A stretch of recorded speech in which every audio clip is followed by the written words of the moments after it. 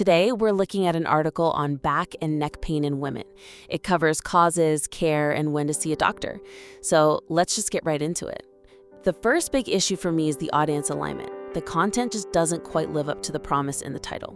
I felt that immediately. I mean, the title says for women, but then the advice, screen height, stiff muscles, that stuff I could give to literally anyone. It's classic bait and switch, isn't it? Yeah. And the one thing that really is specific, the hormonal fluctuations, it's buried, like a side note in the second paragraph. Exactly. If I click on that headline, it's because I want to know why my body, as a woman, is causing this specific pain.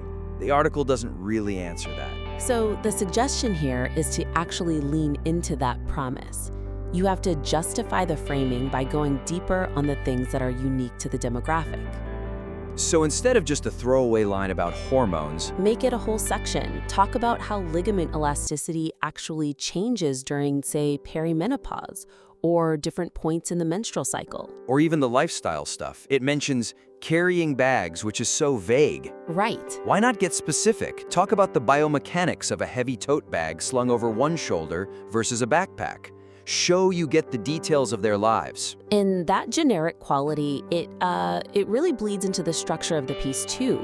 The whole thing is set up in a very passive, very clinical way that kind of pushes the reader away. Oh, completely. It reads like a brochure from a waiting room. It does. The flow is so predictable. Here are the causes, now here are the solutions, and a medical warning at the end. And the phrasing, like from a medical perspective, or it is important to remember. It just feels like a textbook, not a helpful guide. So what's the fix? The information is good, it's just dry. I think you have to pivot. Move away from a simple list and toward more of a narrative. Maybe a scenario-based structure. Like a day in the life sort of thing? Exactly. That's a great way to do it. You could trace how the strain builds up, from the morning commute with that heavy bag, to the desk setup at work, to scrolling on your phone at night. That would ground all the medical advice in something real. It makes the reader see themselves in the piece. And that intro, the from a medical perspective line. Yeah. Just scrap it. Replace it with a vivid description of that sharp pinch when turning the head that's mentioned later. Hook them with the feeling they're actually having. Okay, that makes sense. So let's talk about the solutions. For me, that section has a big problem because there's just a complete lack of hierarchy. It's a flat menu of options. It throws heat, cold, medication, and exercise at you all at once. But if you're in pain, you don't want a menu. You want a plan. You want to know what to do first. The piece needs to deliver on its promise of smarter care. And the smartest way to do that is to structure the relief section into phases. Oh, I like that. So you'd have like a phase 1 for immediate relief? Yes.